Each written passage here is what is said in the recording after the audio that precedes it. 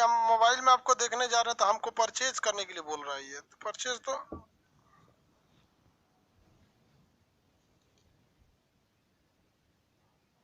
यार ये हम ही को परचेज करने के लिए बोल रहा है।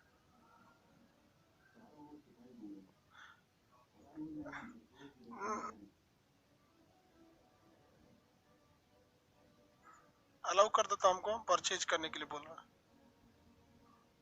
मोबाइल में देखेंगे कैसे। इससे पहले वाले क्लास में आपको बहुत सारी चीजें बताए थे। कोई भी तारा बनने से पहले गैसों का गोला होता है जो निहारिका के फॉर्म में होता है, उसके बाद वो बन जाता है तारा। तारा के अंदर जो न्यूक्लियन संलयन होता है जो हाइड्रोजन हीलियम में बदल जाता है, लेकिन ये स्टेज जो होता है वो प्लाज्मा का होता है। समझाया था ना यहाँ तक में। इसके बाद वो क्या होता है, लाल दानव बन जाता है, रेड जॉइंट। इसके बाद डिपेंड करता है, छोटा रहेगा तो श्वेत वामन, उसके बाद चमकना बंद कर देगा तो काला वामन, बड़ा हो जाएगा तो अभिनव तारा। अभिनव तारा के बाद कई चीजें हो सकते हैं, वो न्यूट्रॉन हो सकता है, वो पल्सर या हो सकता है क्वेसर हो सकता है, ब्लैक होल हो सकता है। सबसे ज्यादा घनत्व जो होता है पल्सर या ब्लैक होल का होता है। क्वेसर और पल्सर बहुत तेज घूमते हैं, न्यूट्रॉन तारे पे कोई चार्ज नहीं होता। अभिनव तारा विस्फोटक होता है। श्वेत वामन को जीवाश्म तारा कहते हैं, इसमें आकार बढ़ जाता है। यहाँ तक समझा दिए थे, कल समझा दिए थे आप लोग को ना, आज आगे थोड़ा समझाएंगे। अभी जो शुरुआत का एक हफ्ता आराम आराम से चलेंगे लोग, उसके बाद थोड़ा सा समझते चलिए, आपको क्वेश्चन नहीं छूटेगा। तारे में कोई भी तारा जो होता है किस स्टेज में होता है, प्लाज्मा स्टेज में होता है। किस स्टेज में होता है, प्लाज्मा स्टेज में होता है। हो गया, सब लोग को आ गया ना भाई, किसी को कोई दिक्कत नहीं है। आप लोग का एक बार देख लेते हैं।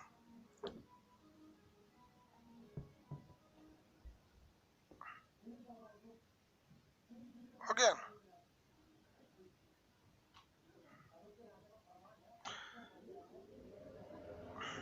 अरे अभी भी है, देखो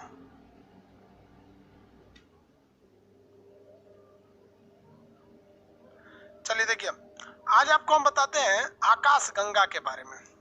आकाश गंगा, ब्रह्मांड किसे कहा जाता है, यूनिवर्स। आप अगर यूनिवर्स की बात करेंगे तो आंख उठाइए, जितना चीज दिख रहा है सबका सब ब्रह्मांड है। आंख उठा के जितना चीज देखेंगे सबका सब ब्रह्मांड है। ब्रह्मांड बहुत असंख्य चीज है, ब्रह्मांड को कोई कल्पना ही नहीं कर सकता है। ब्रह्मांड असंख्य चीज होती है, इसकी कल्पना करना भी मुश्किल हो जाता है। ब्रह्मांड में तारे होते हैं, सबसे ज्यादा ब्रह्मांड में अगर कुछ है तो तारे हैं। असंख्य तारे हैं, उन तारों की समूह को हम लोग कहते हैं आकाश गंगा। क्या कहेंगे, आकाश गंगा। ये आकाश गंगा है। वैसे ही कई सारे आकाश गंगा होते हैं, ये भी आकाश गंगा है। कोई कहेगा तारों के समूह को क्या कहा जाता है, तो आकाश गंगा कहा जाता है। इसमें 100 अरब तारे होते हैं। कोई कहेगा एक आकाश गंगा में कितने तारे होते हैं, तो 100 अरब तारे होते हैं। एक आकाश गंगा में कितने तारे होते हैं, 100 अरब तारे होते हैं। ब्रह्मांड में आकाश गंगाओं की कोई कमी नहीं है। आकाश गंगा क्या होता है, तारों का एक समूह। यहाँ पे आपको कई सारे आकाश गंगा दिख रहे होंगे। यहाँ देखिए कितनी आकाश गंगा दिख रहे हैं, आंसर दीजिए तो।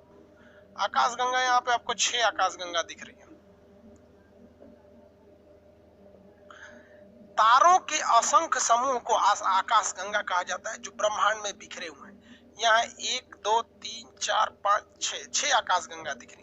अगर आप ब्रह्मांड की बात करेंगे तो ब्रह्मांड में आकाश गंगा की कोई कमी नहीं है। ये आकाश गंगा की संख्या 100 अरब है। कितने है भैया, 100 अरब है। अभी आपको कितनी आकाश गंगाएं दिख रही हैं, कितनी दिख रही है इस आकाश गंगा में, ये आकाश गंगा अभी आपको दिख रही है केवल 6, जबकि कितनी आकाश गंगा है, 100। और हर एक आकाश गंगा में अगर तारे की बात करिएगा तो 100 अरब तारे हैं।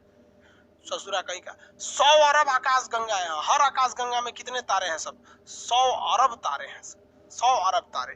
तो इंग्लिश में आकाश गंगा को हम गैलेक्सी कहते हैं। इंग्लिश में क्या कहते हैं, गैलेक्सी। तो एक ये गैलेक्सी, एक गैलेक्सी, ये गैलेक्सी, ये गैलेक्सी, टोटल कितनी गैलेक्सी दिख रही है, 6 गैलेक्सी दिख रही है। ब्रह्मांड में तारों के असंख्य समूह को आकाश गंगा या गैलेक्सी कहते हैं। इसी एक आकाश गंगा में हमारा कोई अपना एक सूरज होगा।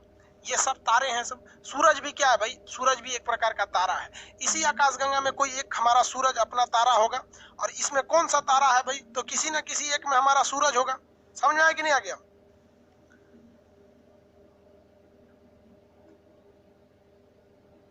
सर इंग्लिश बोल दीजिए तो। अभी गैलेक्सी क्या चाइनीज भाषा है। दो ब्लैक होल में टक्कर हो जाएगा तो क्या होगा, दोनों ब्लास्ट कर जाएंगे सब।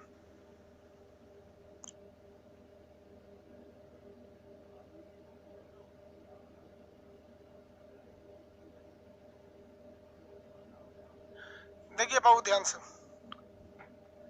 कर रहा है सर बीपीएससी मेंस का तैयारी करा दीजिए। हम हाथ पकड़ के तैयारी करवाएंगे रे बबुआ, यही सब पूछेगा, पढ़ लो हो जाएगा।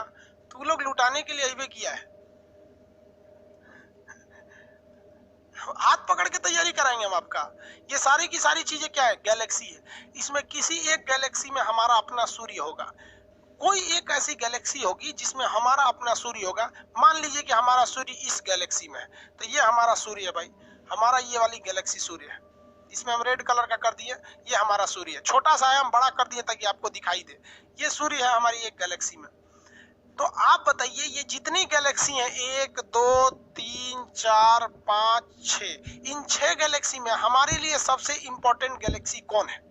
हमारे लिए सबसे इंपॉर्टेंट गैलेक्सी कौन हो जाएगा? आंसर देंगे तो इन 6 गैलेक्सी में हमारे लिए सबसे इंपॉर्टेंट गैलेक्सी कौन होगा? नूपुर पांडे 1.4 यूनिट क्या होता है? बेवकूफ, कल समझाए थे, चंद्रशेखर सीमा होता है। 3 नंबर महत्वपूर्ण है। देखो बाबू, आप लोग को एक बात बताते हैं, आप कोई क्वेश्चन पढ़ने से पहले एक बार याद रखिएगा प्रीवियस क्लास किए रहना चाहिए, वरना डायरेक्ट आके मत पूछा कीजिए बेवकूफ की तरह।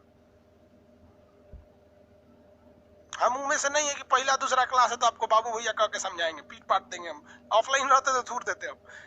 मेरे लिए जरूरी, हम आपको मेहनत से पढ़ाते हैं, आप भी मेहनत करके पढ़िए। कल का क्लास किए नहीं और आज आके कर रहे सर 1.4 यूनिट क्या है? कोई गधा है जिसको ये समझ में नहीं आया जो कल का क्लास किया और उसे ये नहीं पता 1.44 क्या है? अरे ज्योग्राफी में 1.44 सीधे मारिए चंद्रशेखर सीमा, ऑप्शन बी पर लिखा रहता है। 3 नंबर जरूरी है। क्यों जरूरी है भाई?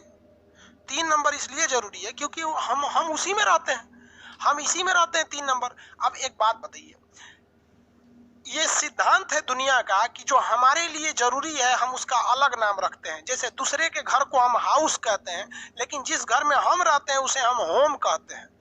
समझ आए कि नहीं? दूसरे के घर को हाउस कहते हैं, your house, this house, that house, but हम अपने घर को कभी हाउस नहीं कहते हैं, हम होम कहते हैं। तो जो हमारा रहता है हम उसे अलग नाम से बुलाते हैं। ये जरूरी है कि मानते हैं कि ये सब के सब क्या है सर? गैलेक्सी है सब। ये सब के सब क्या है सर? गैलेक्सी। हिंदी में क्या कहेंगे? आकाश गंगा है सर। 100 अरब आकाश गंगा है, गिन नहीं सकते हैं 100 अरब इतनी होती है, लेकिन उन 100 अरब आकाश गंगाओं में एक ऐसी आकाश गंगा है जिसमें हमारा अपना सूर्य है, इसलिए हम सूर्य के चारों ओर चक्कर लगाते हैं। तो अगर कहा जाएगा कि हम कहाँ हैं, तो हम इसी 3 नंबर वाली आकाशगंगा में रहते हैं। इसलिए इस आकाशगंगा का नाम मंदाकिनी रख दिया गया। क्या नाम रखा गया? मंदाकिनी। इस 3 नंबर को क्या कहते हैं? मंदाकिनी। मंदाकिनी। हम बताइए हमारी आकाशगंगा का नाम क्या है? मंदाकिनी नाम है। क्या है? मंदाकिनी। सीबीएसई वाला इसको मंदाकिनी नहीं कहता है, मिल्की वे कहता है। क्या कहेगा? मिल्की वे।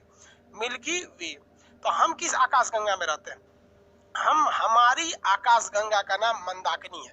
क्वेश्चन पूछेगा क्या हमारी मंदाकिनी आकाशगंगा है? क्या दिक्कत है? नहीं समझ में आया? हमारी आकाश भैया बतिया तो बराबर है, ये आकाशगंगा का नाम अलग है बस ना। हम कौन सी आकाशगंगा में रहते हैं? मंदाकिनी नामक आकाशगंगा में रहते हैं। इसका मतलब हमारी मंदाकिनी आकाशगंगा है, लेकिन सभी की सभी आकाशगंगा मंदाकिनी नहीं है। सभी की सभी मंदाकिनी आकाशगंगा नहीं है। समझ में आ गया कि नहीं आ गया? किसी को कोई दिक्कत है? आगे बढ़ जाओ। किसी को दिक्कत नहीं ना? तो हम किस में रहते हैं? मंदाकिनी नामक आकाशगंगा। मंदाकिनी को इंग्लिश वाले मिल्की वे कहता है। अब हिंदी मीडियम वाला को खखोरने की आदत है। मिल्क मतलब होता है दूध, तो इसका नाम रख दिया गया दुग्ध मेखला। मेखला सुजुरा एकरे हिंदी कर दिया दुग्ध मेखला। भाई एगो हिंदी तो पहले ही था, फिर एगो हिंदी कर दिया, इसलिए हिंदी मीडियम वाला चौपट हो जाता है। 8 गो तो नाम रखता है सब। पैर, गोड़, ठेहुना। इंग्लिश मीडियम वाला एक बार बोलेगा लेग, काम खत्म, उसका हो गया। हिंदी वाला दो को नाम रखता है। मस्तिष्क, दिमाग, इंग्लिश वाला आएगा कहेगा एक गो बस ब्रेन। हिंदी वाला पेट, आमाशय, उदर, ससुरा 3 गो नाम रखेगा। इंग्लिश वाला आएगा स्टोमक, काम खत्म। इसलिए इंग्लिश वाला कम पढ़ के तेज निकल जाता है सर। सीबीएसई बोर्ड वाला वहां समझ में आया कि नहीं? हिंदी मीडियम वाला रगड़ते रह जाता है सर। तो इसी को हम कहते हैं मंदाकिनी, मिल्की वे, दुग्ध मेखला कहते हैं। भाई साहब तारों की संख्या ब्रह्मांड में तो कोई गिन ही नहीं सकता है। हमारी एक मंदाकिनी में यानी एक आकाशगंगा में 100 अरब तारे हैं, और ऐसी ऐसी आकाशगंगाओं की संख्या 100 अरब है। कितना है? 100 अरब है। आपको एक एग्जाम्पल के तौर पे समझाते हैं ताकि आपका दिमाग थोड़ा खुले। और जरा आप कल्पना कीजिए कि ये ससुरा मंदाकिनी होता कितना बड़ा है। ये मंदाकिनी है, बहुत बड़ा बड़ा गोला पड़ा हो गया। ये क्या है? मंदाकिनी है। ये मंदाकिनी है, तो इसका मतलब कंफर्म कि सूरज इसी में होगा। अरे और बहुत सारे आकाश गंगा ऐसा, लेकिन इसमें मंदाकिनी है तो सूरज यहीं पे होगा। तो हम आपको बताते हैं, सूरज जो है अपनी आकाश गंगा, सूरज जिस आकाश गंगा में रहता है उस आकाश गंगा का नाम क्या है? मंदाकिनी। उस आकाश गंगा का नाम क्या है? मंदाकिनी। उस मंदाकिनी में ये सबसे साइड में है और ये इसका चक्कर लगाता है। क्या करता है? चक्कर लगाता है। तो सूर्य भी चक्कर लगा रहा है किसका? अपनी मंदाकिनी का। ये चोट्टा बड़ी धीमा चक्कर लगाता है। कितने लोग बता सकते हैं कि हमारी पृथ्वी जिसमें हम रहते हैं वो सूर्य का चक्कर कितने दिन में लगाती है? हमारी पृथ्वी सूर्य का चक्कर, एक चक्कर पूरा कितने दिन में लगा देती है? इतना तो लोल नहीं होगा, सब आंसर दे ही देना चाहिए। कितने दिन में लगा देती है? और आंसर तो भाई 365 दिन में। ठीक है, एक दिन में कौन बोल रहा है? दीपक पटेल जी। कहा भाई सरदार पटेल का नाम डुबाएंगे आप? एक दिन में तो हम अपने जगहिया पे घूमते हैं, समझ में आ गया नहीं आ गया? उस सूर्य का चक्कर थोड़े लगाता है, हम अपना चक्कर लगा 365 दिन में चक्कर लगा लेता है। लेकिन ये जो सूर्य है ये चोट्टा इतना कोढ़िया है कि ये इसका चक्कर लगाता है 25 करोड़ साल में। देखिए इस कोढ़िया को 25 करोड़ साल में चक्कर लगाता है। हद है भैया। अगर सूर्य को अपना हैप्पी बर्थडे 1 साल बनाना है अगला साल में, तो 1 साल के बाद अगला साल आएगा 25 करोड़ साल बाद। इतना बड़का ये सूर्य कोढ़िया है। ये कितने स्पीड से घूमता है आपको पता है? ये कोढ़िया कितने स्पीड से घूमता है? तो 250 किलोमीटर प्रति सेकेंड। अब अंदाजा लग गया कि भैया कोढ़िया नहीं है, ये इतना बड़ा है, ये है। तो चूरा आकाश गंगा जिसमें हम रहते हैं, आकाश गंगा की तो कोई कमी नहीं है। एक चक्कर पूरा करने में 25 करोड़ साल लगता है, जबकि इसकी स्पीड जो होती है वो क्या होती है? 250 किलोमीटर प्रति सेकंड। 250 किलोमीटर प्रति सेकंड। सोचिए कितना भयानक होता है। अगर एक राज्य की बात करेंगे, स्पेशली अगर बिहार का, तो 1 सेकंड में आर पार बिहार। राजस्थान की बात करेंगे 2 सेकंड में राजस्थान आर पार, खत्म कहानी। इतना खतरनाक होता है, इतनी स्पीड से। अब आप साइज का अंदाजा लगा लीजिए। इसीलिए हम जब भी आपसे बोलेंगे एस्ट्रोनॉमी में कुछ समय की बात, तो कुछ समय का मतलब सीधे आप समझिए करोड़ साल बाद। यानी सूर्य को हैप्पी बर्थडे कितने साल बाद आता है? 25 करोड़ साल बाद। इसे हम लोग कहते हैं cosmic year. Cosmic year. Cosmic year कितने साल का होता है? 25 करोड़ का होता है। लेकिन हम लोग किसका चक्कर लगाते हैं? सूर्य का। तो उसे हम लोग सोलर ईयर कहते हैं। हम लोग तो सूर्य का चक्कर लगाते हैं, तो सोलर ईयर 365 दिन का होता है। सोलर ईयर 365 डेज का होता है। जबकि कॉस्मिक ईयर कितने साल का होता है? 25 करोड़ साल का। आइडिया लग गया आप लोगों को कितना बड़ा है कितना छोटा? दिमाग काम कर रहा है ना? 2500 लिख दिए क्या? 250 किलोमीटर प्रति सेकंड होता है जी।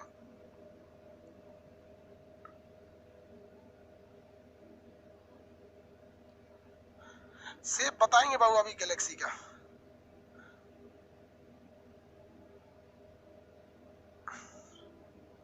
आज बायो का पूरा क्लास नहीं चल पाया था, इसलिए पूरा नहीं। सब ऑप्शन बी ही होता है सर? क्या नहीं रे बाबू, सब बी नहीं होता है। 4 गो ऑप्शन ही रहता है। तू जो बैच में उसका ऑप्शन बी होता होगा बाबू। तेरे जिला की जितनी जनसंख्या है ना, उतना लड़का को हम पढ़ा चुके हैं, समझे? ब्लैक होल किस स्टेट में? अरे भाई एक और है एक टोपी सर, इसका मतलब कहीं और भी जीवन है। हमको भी लगता है वो सब हम लोग को नहीं खोज पा रहा है, ऐसा हम लोग उसको नहीं खोज पा रहे हैं। तो ये आपका समझ में आ गया आपको? मिल्की वे। यहाँ देखिए 100 अरब आकाश गंगाओं में से क्या किया गया?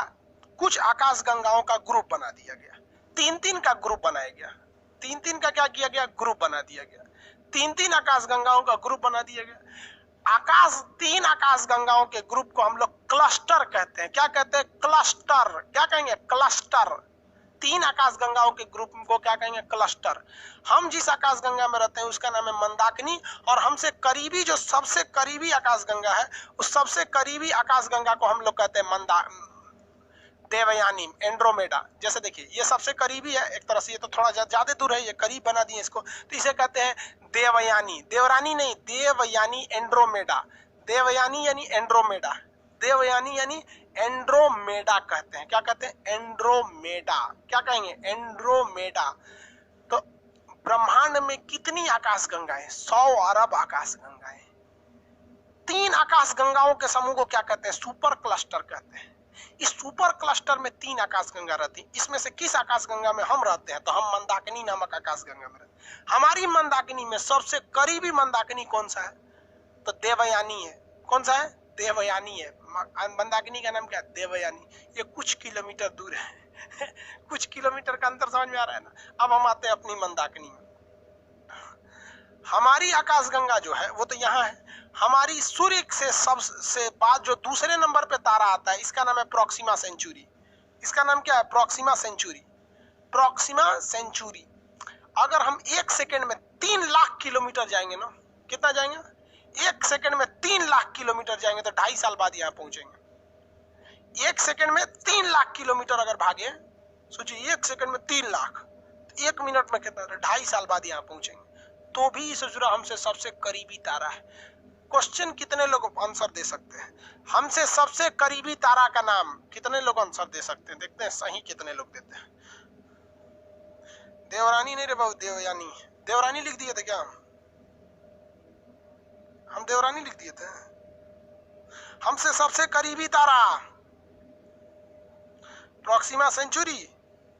धनंजय कुमार गलत है। सूर्य हमसे सबसे करीबी तारा। आधा लड़कों का सही है, आधा लड़कों का गलत है। सूर्य भैया हमसे सबसे करीबी है। दूसरा सबसे करीबी प्रोक्सिमा सेंचुरी है। अगर कहेगा कि सूरज का सबसे करीबी, तब ना प्रोक्सिमा सेंचुरी। हमारा सबसे करीबी सूरज। नहीं समझता है इस विषय। आंसर मार के आएगा तो कहेगा 100 को में 80 को सही मारे हैं 80 को सही मारे। हमसे सबसे करीबी तारा सूर्य। सूर्य का सबसे करीबी प्रोक्सिमा सेंचुरी। और ये मंदाकिनी नामक आकाशगंगा का सबसे करीबी आकाशगंगा तो एंड्रोमेडा यानी देवयानी। एंड्रोमेडा यानी देवयानी। समझ में आया कि नहीं आ गया? देखो भैया, सबसे करीबी तारा सूर्य, सूर्य का सबसे करीबी प्रोक्सिमा सेंचुरी, इस पूरी आकाशगंगा का सबसे करीबी आकाशगंगा देवयानी यानी एंड्रोमेडा। 3 आकाशगंगाओं के समूह को सुपर क्लस्टर कहिए या क्लस्टर कहिए। 1 नंबर सन, 2 number Proxima Centauri. Very good. उल्टा पुल्टा कौन है भाई? एक तो लड़का का नाम है उल्टा पुल्टा। कैसे उल्टा हुआ था क्या? ये सब बुखार झाड़ता है, जो उल्टा होता है सब चिली कुलिक समा जाता है तो झाड़ता है। नाम लिख ले उल्टा पुल्टा।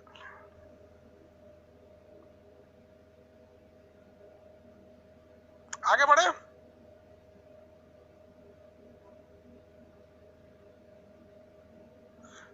आगे देखते हैं हम लोग।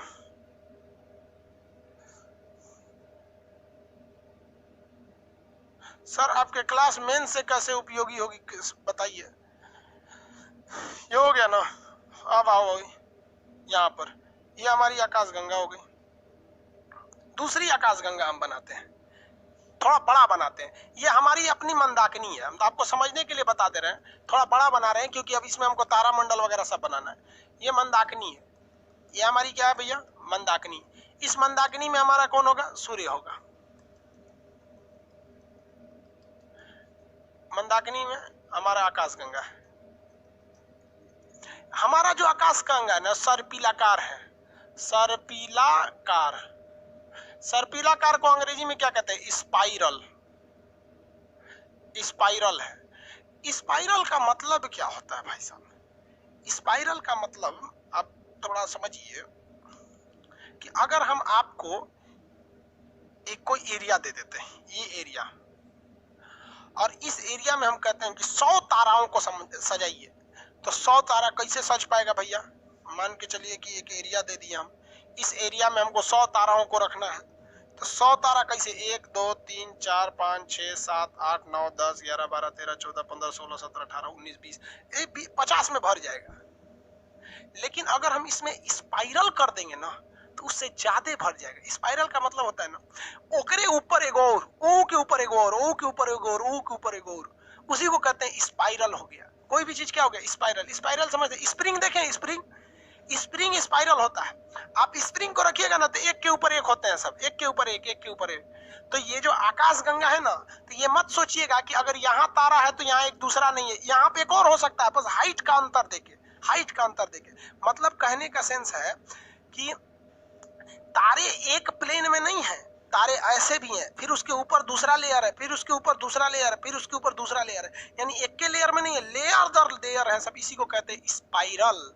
क्या कहते हैं? स्पाइरल। तबे ना इतना में बहुत ज्यादा हट गया है सब। तो तारे क्या हमारे कहेगा आकाशगंगा का आकार कैसा है, तो आकाशगंगा का आकार स्पाइरल है। आकाशगंगा का आकार कैसा है? स्पाइरल। किसी को कोई दिक्कत नहीं। आकाशगंगा का आकार कैसा है? स्पाइरल है, सर्पिलाकार है। हमारा सूर्य जो है वो आकाशगंगा में किस साइड में है? तो एकदम किनारे स्थित है, यहाँ पर किनारे में स्थित है हमारा सूर्य।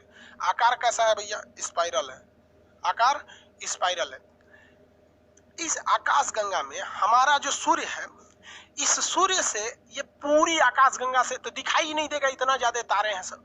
सूर्य के आकाशगंगा में इतने तारे हैं सब, 100 अरब तारा है सब। किसको दिखाई देगा यहाँ पे?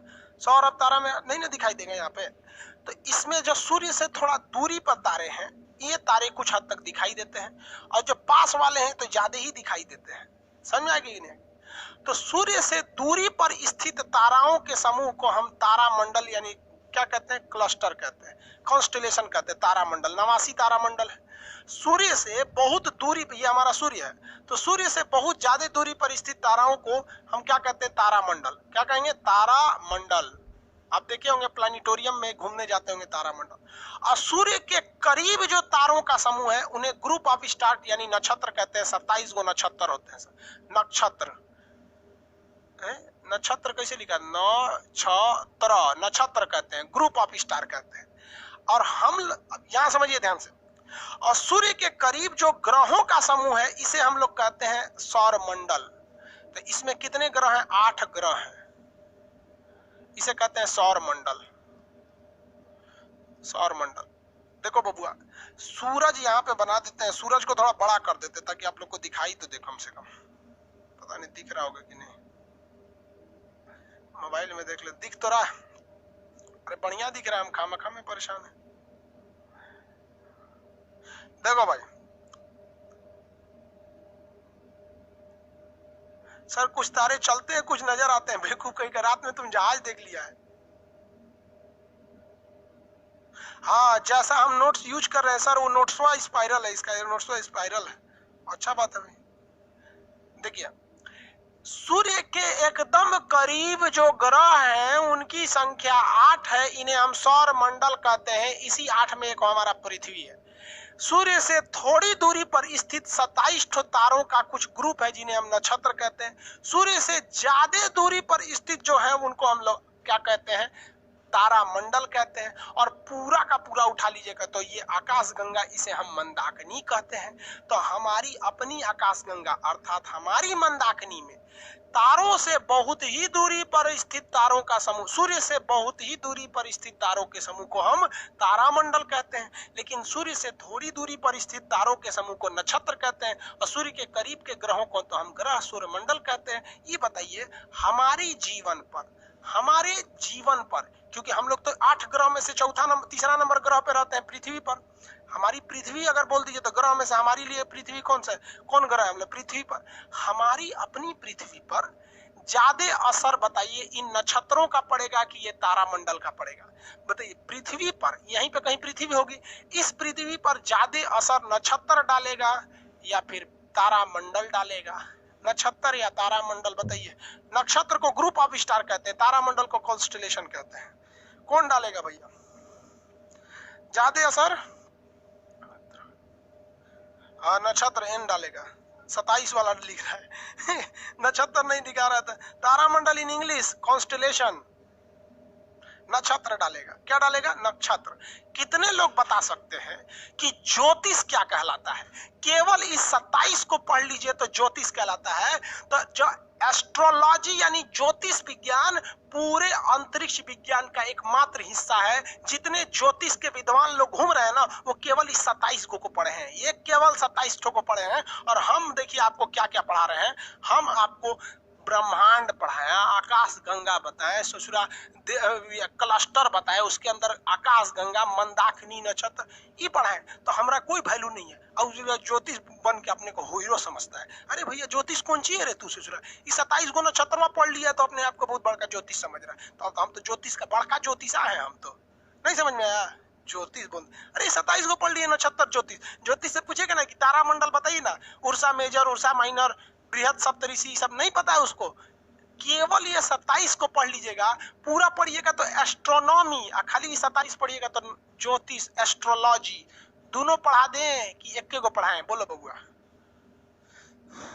ज्योतिषो पढ़ा दें? ज्योतिषाचार्य हैं आप। अरे भाई ज्योतिष हुए 27 को पढ़िए, आपका बुद्धि काम नहीं कर रहा है। ये ना 27 को नक्षत्र होता है, लोग कहते हैं ना कोने नक्षत्र में पैदा हुआ है, काहे ना कहते हैं कोने तारामंडल में पैदा हुआ है। तारामंडल में कहां से पैदा हो जाएगा?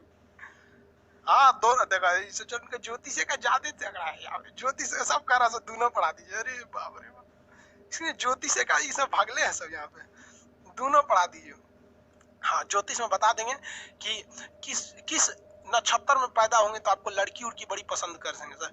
वृषभान में अगर पैदा होंगे ना, वृषभान नक्षत्र में, तो लड़की सब बहुत आपको लाइन मारेगी सब। समझ में आ गया कि नहीं? वृषभान नक्षत्र लड़कियों के लिए बड़ी लाइन मारते हैं सब, उस सबको लड़की देखते दीवाना हो जाती है इन सबको। वृषभान में हम बता देंगे कौन कौन वृषभान का होगा, पता कर लीजिएगा कौन कौन वृषभान का, उसको लड़की बड़ी पसंद करती है। कृष्ण भगवान वृषभान राशि के थे, आप पढ़िएगा गाना में, वृषभान दुलारे। कृष्ण भगवान को लोग वृषभान दुलारे किसको बोला जाता है? कृष्ण भगवान को बोला जाता है ना। वो पूरा वृंदावन वाला गोपी सब कृष्ण भगवान के पीछे थी सब यहाँ पे। अरे बाप रे, सब देखो, सब कर, सब देखो, सब मना रहा है ऐसे, हम वृषभान के निकले। रे पगला,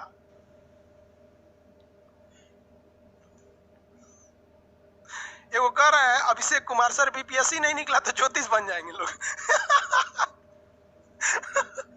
अच्छा हाल है भाई, अभी से ये बैकअप से लेके चल रहा है।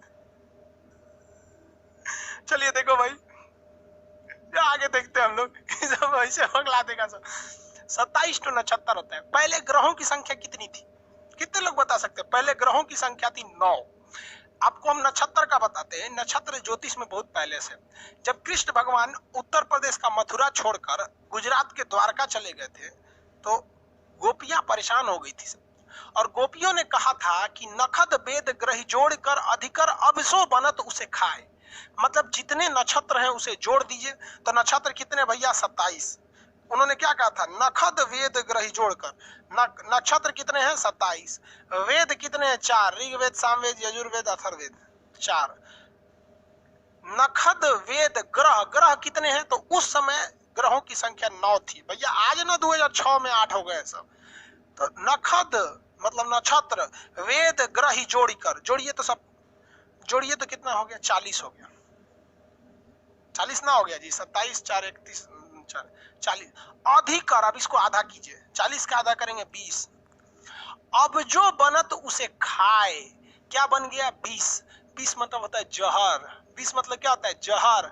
उसे खाए मतलब खा लेंगे। तो लेटर लिख के दी थी सब कृष्ण भगवान को कि कृष्ण भगवान आप चल गए ना, देख लीजिए, नखद वेद ग्रह जोड़कर अधिकर अबसो बनत उसे खाए, आना तो लौट आइए यहाँ पर। ये होता है वृषभान ग्रह में जाने का। पगला जाती है सब।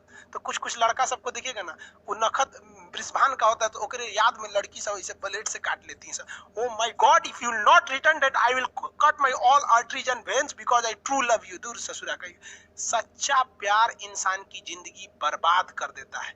अगर जिंदगी बनाना है तो याद रखिए, या तो प्यार कीजिए नहीं, या तो ओनली टाइम पास, अदरवाइज आपकी लाइफ खराब हो जाएगी। लड़की छोड़ के जाना मतलब सौभाग्यशाली। जिसको लड़कियों ने लात मारा वो बहुत आगे चला गया है। समझ में आ गया कि नहीं गया? लड़की छोड़ के जाने से कुछ नहीं होता है। लड़की है ससुरी, ऑक्सीजन थोड़े है कि चल जाएगी तो मर जाएंगे आप लोग। हटाइए उन सब। समझ में आ गया कि नहीं? कौन कौन क्या क्या बोल रहा है भाई?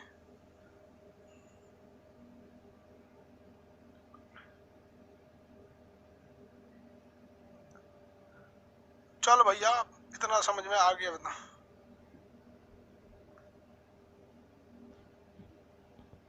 शैलेश कुमार कह रहे हैं प्यार हो जाता है। हो जाता है, जिसके पास टाइम रहता है उसी को होता है।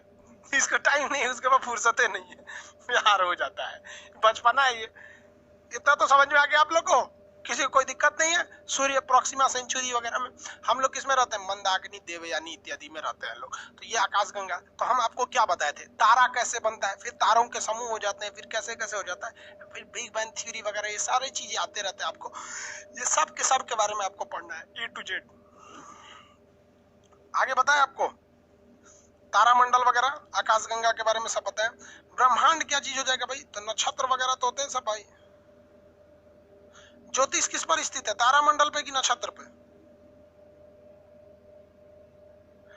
ज्योतिष किस पर स्थित है भाई, ज्योतिष तारामंडल पे नहीं, नक्षत्र पर स्थित है। यहाँ देखो ये पूरा का पूरा जो बोर्ड देख रहे हैं ना, ये पूरा का पूरा क्या है, ब्रह्मांड है। इस ब्रह्मांड में क्या आते हैं सब, आकाश गंगा आते हैं।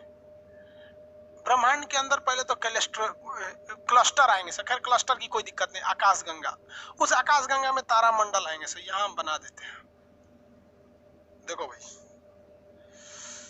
अगर हम आपको सिलोइज में पढ़ाएंगे ना, हम पढ़ाएंगे नहीं लेकिन सिलोइज में क्या होता है कि वेन डायग्राम की तरह बनाया जाता है उसमें, तो इसमें सबसे पहले क्या आएगा, ब्रह्मांड।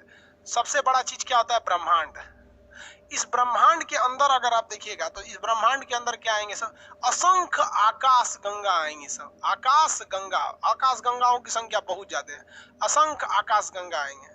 उस आकाश गंगा के अंदर जाएंगे तो तारामंडल आएगा, तारामंडल। इस तारामंडल के अंदर आएंगे तो नक्षत्र आएगा, क्या आएगा, नक्षत्र आएगा। इस नक्षत्र के अंदर आएंगे तो सौर मंडल आएगा, सौर मंडल आएगा। सौर मंडल के केंद्र में कौन आएगा, सूर्य आएगा। कौन आएगा, सन आएगा। सूर्य के चारों ओर क्या होगा, सौर मंडल आ जाता है। ये इतनी चीजें होती है सर, इसको ध्यान में रख के पढ़ना है आपको। हमारी आकाश गंगा का नाम है मंदाकिनी, हमारी आकाश गंगा का नाम क्या है, मंदाकिनी। अब इतना तो समझ में आ गया आप लोगों, समझे सब कि नहीं?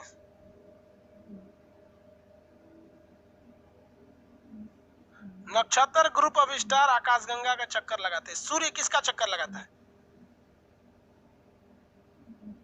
आगे बढ़े, सूर्य किसका चक्कर लगाता है, आंसर बताइए फटाफट। सूर्य किसका चक्कर लगाता है, अरे भैया सूर्य अपनी आकाशगंगा का चक्कर लगाता है। सूर्य किसका चक्कर लगाता है, अपनी आकाशगंगा का चक्कर लगाता है। समझ में कि नहीं का? और हम किसका चक्कर लगाते हैं, सूर्य का चक्कर लगाते हैं। सूर्य के पीछे सूर्य भागता है तो वो हमको भी खींच के लेकर भागता है। सूर्य क्या करता है, हमको भी खींच के लेकर भागता है, लेकिन पता नहीं चलता है हम लोग को। सूर्य चक्कर लगाता है आकाशगंगा का। अब कुछ एक से एक लोल वैज्ञानिक हुआ है सब। वैज्ञानिक लोल देखिए कौन कौन लोल वैज्ञानिक, यहाँ आपको 4 सिद्धांत पढ़ना है, टालमी, कोपरनिकस, केपलर और हब्बल। एक तारा सिद्धांत, द्वितारा सिद्धांत और उसके बाद से बिग बैंग थ्योरी। ये हमारा सूर्य है, सूर्य है, और ये हमारा पृथ्वी है। ये हमारी क्या है, पृथ्वी है। टालमी एक वैज्ञानिक थे, ये चोट्टा टालमिया क्या बोला, टालमी बोलता है ना कि हमारी पृथ्वी स्थिर है, हमारी पृथ्वी स्थिर है। सूर्य हमारी पृथ्वी का चक्कर लगाता है, इसीलिए तो सूर्योदय और सूर्यास्त होता है। कौन चक्कर लगा रहा है, सूर्य लगा रहा है। तो चोट्टा बोलता है कि सूर्य चक्कर लगाता है, सूर्य चक्कर लगाता है। और लोग टालमी को लोग भगवान समझने लगे, वैज्ञानिक, टालमी वैज्ञानिक, हद हो गया। इसको टालमिया को लोग 800 साल तक इस टालमी को लोग वैज्ञानिक कहने लगे लोग, टालमी टालमी। टालमी के बाद आया आपका कोपरनिकस। कोपरनिकस, कोपरनिकस ने कहा रे बकलोलवा, सूर्य चक्कर नहीं लगाती है, पृथ्वी चक्कर लगाते हैं सब। कौन चक्कर लगा रहा है, पृथ्वी चक्कर लगाता है। कौन चक्कर लगाता है, पृथ्वी। तो पहली बार किसने बोला था, कोपरनिकस। उसके बाद आया केपलर। केपलर ने कहा कि पृथ्वी जो चक्कर लगाती है वो गोला पे चक्कर नहीं लगाती है, अंडाकार रास्ता पे चक्कर लगाती है, तो ये गोला पे चक्कर नहीं लगाती है। तो कोपरनिकसवा बोला था गोल गोल चक्कर लगाती है, कहा कि ना ना गोल गोल नहीं लगाती है, ये इलिप्टिकल लगाती है। इलिप्ट मतलब है दीर्घवृत्त। कैसा चक्कर लगाती है, दीर्घवृत्त पर चक्कर लगाती है। कैसा चक्कर लगाती है, दीर्घवृत्त पर आता है। आए गैलीलियो। गैलीलियो, गैलीलियो ने दूरदर्शी बनाकर इसे क्या कर दिया, प्रूफ कर दिया कि देख भैया ये सब सही बोल रहा है, सब सिवाय टालमिया का। तो सबसे बड़ा लोल कौन था, टालमी था। बताओ, पगला बोलता है कि पृथ्वी, इसीलिए तो सूर्यास्त और सूर्योदय होता है। चक्कर कौन लगाता है, पृथ्वी किसका चक्कर लगाती है, सूर्य का चक्कर लगाती है सब। कोपरनिकस, एक तो लड़का को एक टीचर बता दिए थे ना कि कोपरनिकस का ग्रीक नाम केपलर है, दोनों एक के का नाम है। अरे भाई दोनों अलग अलग थे, एक ही नाम दोनों नहीं है। समझ में आ गया आप लोग को? अब इसके बाद आए थे हब्बल। हब्बल ने जो दूरदर्शी बनाया, ये अंतरिक्ष में भेज दिया दूरदर्शी को, अंतरिक्ष दूरदर्शी, दूरबीन। ये दूरबीन जो बनाया इन्होंने पूरी की पूरी दूरबीन में अंतरिक्ष में भेज दिया। गैलीलियो जो बनाया ये पृथ्वी पे बैठ के अंतरिक्ष को देख रहा था। हब्बल क्या किया, अंतरिक्ष में दूरबीन भेज के उससे सिग्नल मंगाने लगा। तो कहेगा हब्बल क्या है? तो हब्बल एक टेलीस्कोप है, जिस टेलीस्कोप की मदद से हम पृथ्वी पर रहते हुए भी अपनी आकाश गंगा को देख सकते हैं। और उससे देखने के बाद पता चला कि सारे तारे एक दूसरे से दूर जा रहे हैं, अर्थात ब्रह्मांड का आकार अभी बढ़ रहा है। क्वेश्चन पूछा हुआ है कि हब्बल क्या है? तो हब्बल एक दूरबीन है जिसे अंतरिक्ष में छोड़ा जा चुका है। इस दूरबीन का निर्माण एडविन हब्बल नामक खगोलवेता के नाम पर पड़ा है। हब्बल ने बताया था कि ब्रह्मांड अभी और विस्तारित हो रहा है, बढ़ रहा है। दुनिया में सबसे बड़ा चीज क्या हो जाएगा भैया? तो ब्रह्मांड हो जाएगा। सब चीज ब्रह्मांड के अंदर ही आते हैं, इसीलिए इनको ब्रह्मांड कहा जाता है ना। ब्रह्मांड को बनाया था ब्रह्मा जी, उन्हीं के ऊपर मूर्ति मंदिर उंदिर नहीं है। विवाह कर लिए थे, वो एगो श्राप व्राप लग गया था उनको। चलिए यहाँ देखिए ध्यान से, इतना तो आप लोग को समझ में आ गया। किसने बोला कि पृथ्वी चक्कर लगाती है? सबसे पहले किसने बोला कि पृथ्वी चक्कर लगाती है? सबसे पहले किसने बोला पृथ्वी चक्कर लगाती है भाई? सबसे पहले बताया था कोपरनिकस ने, लेकिन ये गलती कर दिया था। इसने बोला था गोला पे चक्कर लगाती है। केपलर ने बोला दीर्घवृत्त पे चक्कर लगाती है। केपलर का सिद्धांत आपको फिजिक्स में पढ़ाएंगे। गैलीलियो ने सिद्ध कर दिया था कि पृथ्वी पर चक्कर लगाती है। हब्बल ने क्या बोला था? अंतरिक्ष दूरबीन है, और इसने बोला कि ब्रह्मांड विस्तारित हो रहा है। ब्रह्मांड क्या हो रहा है? विस्तारित हो रहा है। टालमी बकलोलवा, टालमी बोला था कि सूर्य चक्कर लगाता है। टालमिया तो लोल था। बालकृष्ण महतो, टालमिया तो बोला था कि सूर्य चक्कर लगाता है, तो लोल था। ये टालमी है। कोपरनिकस, कई तो को कोपरनिकस लिखने नहीं आ रहा है ना, तो दू लिख दिया कोपरनिकस की जगह पे दू। केपलर ने ग्रहों की गति का सिद्धांत दिया और उसने बताया था कि दीर्घवृत्त पर चक्कर लगाते हैं। हमसे सबसे करीबी आकाशगंगा कौन है? आंसर दीजिए। हमारा सबसे करीबी आकाशगंगा कौन है? आंसर दीजिए। हमारा सबसे करीबी आकाशगंगा कौन है? केपलर आदमी का नाम है। एंड्रोमेडा, वही देवयानी या एंड्रोमेडा। हमसे सबसे करीबी तारा बोलिए। हमारा सबसे करीबी तारा, हमसे सबसे करीबी तारा, सबसे करीबी तारा हाँ सूर्य। सूर्य से सबसे करीबी तारा प्रोक्सिमा सेंचुरी। सूर्य से सबसे करीबी तारा हो जाएगा प्रोक्सिमा सेंचुरी। सूर्य से सबसे करीबी तारा प्रोक्सिमा सेंचुरी हो गया। सूर्य से सबसे करीबी तारा प्रोक्सिमा सेंचुरी। दूरबीन और टेलीस्कोप में क्या अंतर है भाई? दोनों एक ही चीज है। तो जो टेलीस्कोप होते हैं सब बहुत दूर तक दिखाई दे देते हैं। टेली मतलब होता है दूर, स्कोप मतलब देखना। हिंदी में उसी को कहते हैं दूरबीन।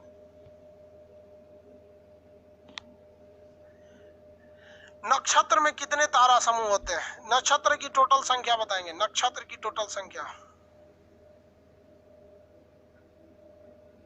नक्षत्र की टोटल संख्या,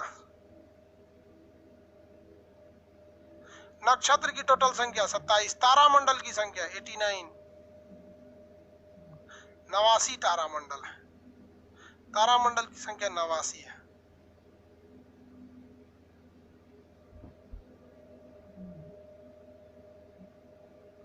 चलिए इतना हो गया। अब इसको आज के लिए इतना ही रहने देते हैं, कल बताएंगे आपको, ठीक है। अब ज्योतिष वगैरह सब पढ़ने के लिए रेडी रहिए। ज्योतिष में ज्योतिष वगैरह, ज्योतिष तो सिंपल है यार, तो हम आपको पढ़ाइए देंगे। ज्योतिष सिंपल है, E27 को पढ़ा देंगे तो ज्योतिष हो जाएगा। जब ज्योतिष पढ़ लीजिएगा ना सब समझ में आ जाता है आप लोग को। ज्योतिष में कहते हैं ना कि शनिचर के दिन बाल नहीं कटवाना चाहिए। समझ में गया? आपको कंसेप्ट नहीं पढ़ाता है। शनिवार के दिन किसी भी काले चीज को नहीं मिटाना चाहिए, क्योंकि नक्षत्र में सबसे खतरनाक आपके ग्रह में शनि भगवान आते हैं, क्योंकि नक्षत्र सीधा देखता है ग्रहों को और ग्रह देखता है पृथ्वी पर। तो जैसे कहते हैं शनिवार के दिन कोई भी काले चीज को नहीं मिटाना चाहिए, क्योंकि शनिवार के दिन अगर काले चीज को मिटा देंगे तो शनि भगवान गुस्सा हो जाते हैं। समझ में आगे कि नहीं आगे? किसी को कोई दिक्कत नहीं है? आगे बढ़े, चलिए नेक्स्ट क्लास कल करेंगे, आज के लिए इतना ही।